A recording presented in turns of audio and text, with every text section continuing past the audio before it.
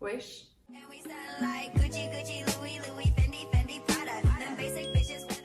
Aujourd'hui, je m'ennuie un peu et je savais pas quoi filmer.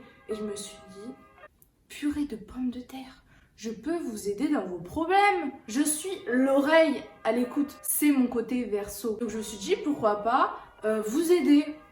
Même si au final, peut-être que je vous aiderai pas. Au moins, moi, ça me divertit et ça vous divertit vous aussi. Et c'est parti, let's go. Salut Neila, pour ta vidéo où tu règles nos problèmes, j'ai une copine depuis bientôt 1 an et j'ai du mal à trouver le juste milieu entre passer mon temps avec elle et passer du temps avec mes amis. Soit je passe tout mon temps avec elle, ce que j'adore, soit je vois mes potes et au fond de moi-même, j'ai l'impression de la délaisser. Je dois faire quoi?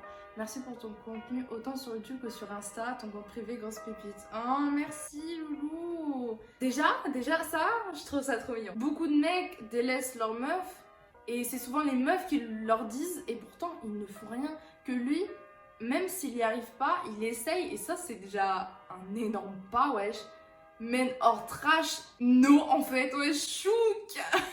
Tu te fais un petit planning pour que ce soit assez équitable. Dans ta semaine, t'essayes d'organiser ça, genre exemple avec tes potes, tu fais, je sais pas, une soirée cinéma. Bon, Covid, compliqué, mais soirée cinéma, resto. Et avec ta meuf, tu fais un week-end entier avec elle, tu vois. Comme ça, il y a une compensation. Tu vois dans la semaine tes potes.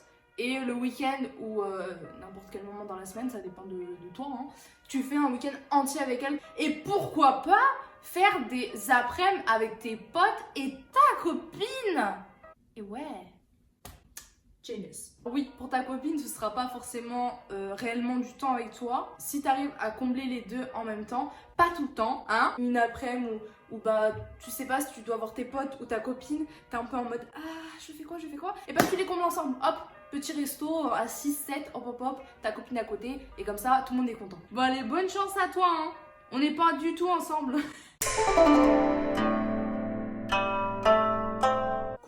Suite à ta story Insta, je t'envoie ce mail pour te dire que j'ai un problème. Une fille est amoureuse de moi, mais malheureusement moi non. Je ne sais plus quoi faire puisque de son côté son amour grandit pour moi, mais moi je ne ressens rien. J'ai l'impression de me jouer d'elle alors que c'est absolument pas ce que je veux. Malgré tout, je suis très attachée à elle. Comment je dois faire? Aide-moi s'il te plaît. Merci beaucoup si tu veux ce mail, t'es la meilleure encore plus si tu m'aides à régler ce problème. Déjà merci, love you. Et ensuite, ta chère collègue... elle pense un peu qu'à sa gueule quand même. On n'est pas là pour perdre du temps, d'accord? Donc si quelqu'un te plaît, que ce soit ami, éloigné, inconnu, meilleur ami, best friend, on fonce. Ça sert à quoi d'attendre? Si l'autre a dit non, si tu veux ne pas briser ton amitié avec cette personne, tu laisses passer, tu laisses couler. T'as dit non poliment, mais elle a continué à montrer qu'elle est amoureuse de toi et tout. Alors qu'elle sait personnellement que toi non. Je pense qu'elle doit se dire, un jour ou l'autre, il comprendra que je suis Sarlène, tu vois. Je pense que t'as assez été le jambon de l'histoire, enfin à un moment donné, maintenant tu dois la prendre par les couilles ou l'utérus ou je ne sais quoi, et tu lui dis stop, c'est bon, tu me gênes plus qu'autre chose, j'étais polie avec toi, je t'ai dit que tu m'attirais pas du tout pour une relation amoureuse, on essaie de passer au-dessus, de garder notre amitié que t'as quand même gâchée sans me demander mon avis en fait, et si la personne ne comprend pas, malheureusement, faudra que tu la tèges, parce que ça va être très problématique. Ça va être problématique pour ta vie. Ça va être problématique parce que vu qu'elle va éloigner toutes les gadgets que tu vas pécho, tu vas finir seule et seule peut-être avec elle. Sauf que toi tu ne voulais pas, tu vois. Le vice de la femme. Elle comprend pas, merci ciao. Elle comprend, c'est nickel. Mais malheureusement ça ne se passe jamais comme ça. Donc je te souhaite bonne chance et j'espère que mes conseils t'aideront. Salut Neila. Tout d'abord, merci beaucoup d'avoir eu cette idée merveilleuse et tellement gentille. Merci, c'est gentil ça. Pour commencer, je vais te raconter ma position actuelle. Depuis 2 ans, je m'entendais plus que bien avec mon prof d'anglais. Quoi? Et je sais bien que c'est interdit et que ça peut être puni par la loi. Oui, ça veut dire qu'elle est mineure. Mais on m'a toujours dit que l'amour n'a pas d'âge. T'abuses cousine. Concrètement, il s'est rien passé, mais je l'aimerais. Je passe mon temps à y penser et je m'investis beaucoup dans ses cours. Point positif ça. Il le sait et même les autres élèves remarquent qu'on s'entend bien. Qu'est-ce que tu pourrais me conseiller et quel est ton avis? Gros bisous, love you. Love you too déjà. Ensuite, coquine va. Tu viens de réaliser un fantasme que plus de 20% des femmes rêvent. Mais il se passe rien. Donc est-ce que tu ferais pas des films? Moi le détournement de mineurs, je suis pas d'accord. Prépare déjà. Mais il faut aider la jeune dame. Réfléchis vraiment. Ah, si tu veux vraiment qu'il y ait détournement de mineurs. Si t'as 17 ans, franchement ça va. Si t'en as 15 ou 16,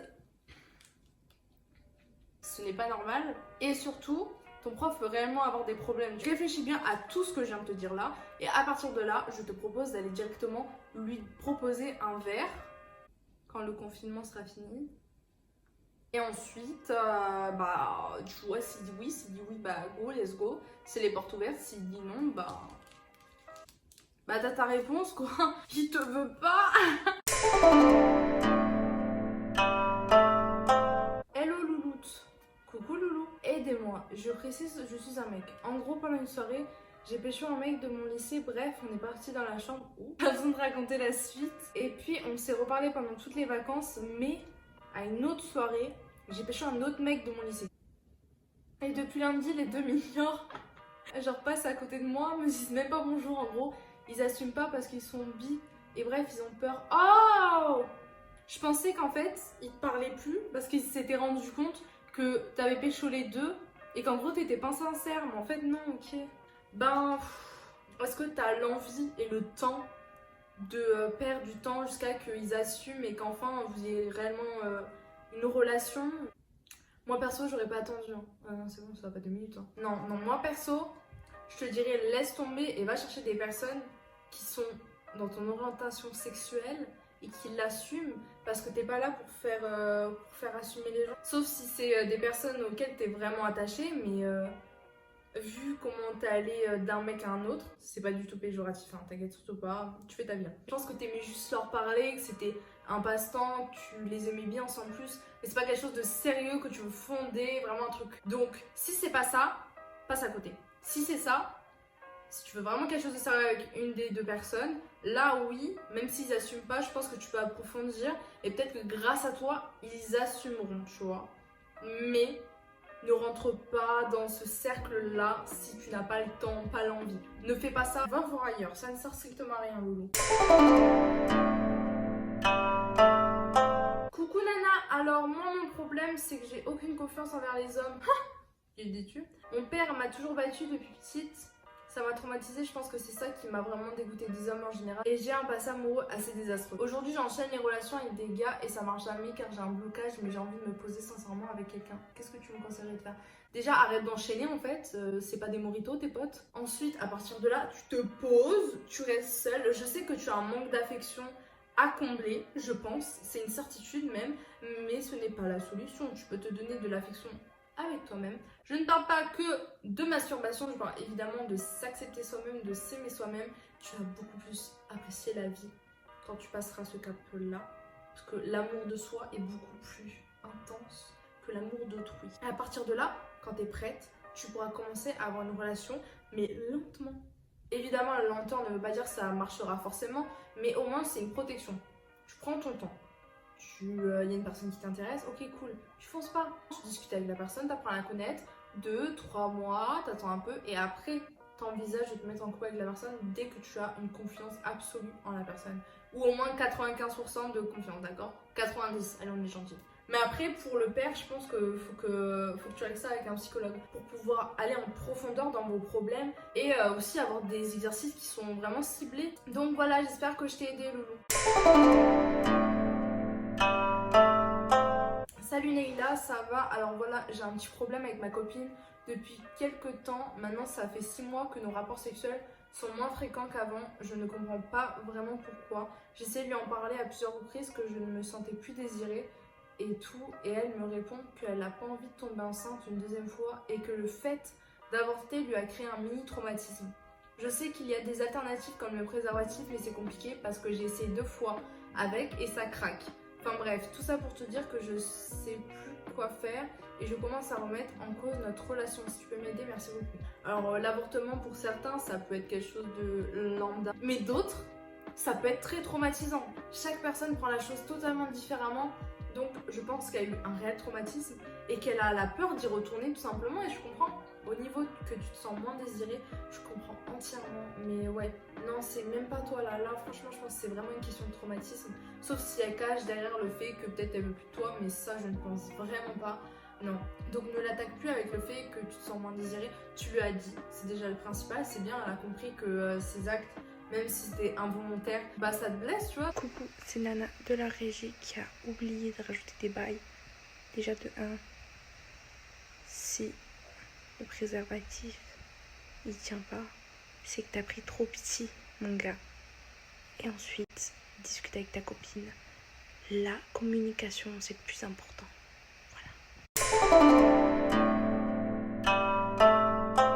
Coucou Nana, voici ma situation. Je suis en couple depuis à peu près 2 ans et je le connais depuis en tout 5 ans. Au début de la relation, je pensais avoir découvert le mec parfait. Les mois passent et je vois qu'on évolue ensemble, mais il a commencé à changer et devenir vite fait distant et un peu connard sur les bords.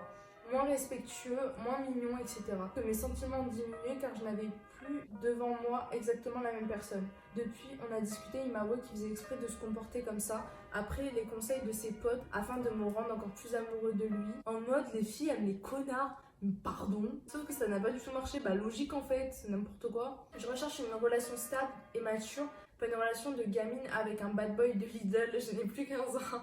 Depuis, il me dit que le vrai lui est celui d'au début, mais depuis un an, on fait que de se disputer, se saouler, on supporte difficilement une journée, j'ai un fort sentiment qu'on n'est pas sur la même longueur d'onde, on est des parfaits opposés et je le ressens maintenant. Je ne veux pas le faire souffrir ni le perdre, mais je ressens de plus en plus ce besoin d'aimer quelqu'un de tout mon cœur, d'être épanouie, même si avec lui, j'ai la garantie de la stabilité et fidélité. Je ne me vois plus dans l'avenir avec lui, construire une famille, vivre ensemble. Bah, logique en même temps. Ajouté à tout cela, j'ai eu une relation il y a maintenant 5 ans. Il m'a avoué qu'après avoir joué comme un fils de pute avec moi, il s'était rendu compte quand j'ai mis un terme à tout ça qu'il m'aimait. Si tu veux quelque chose de stable, toi, et que le mec a quitté, tu n'arrives plus à te visualiser dans l'avenir, donc quelque chose de stable, ça ne sert strictement à rien de continuer de perdre ton temps, surtout que t'as l'autre ex qui revient. Donc pour moi, tu prends ton copain entre les deux yeux, tu lui expliques que t'as pas signé pour ça en fait.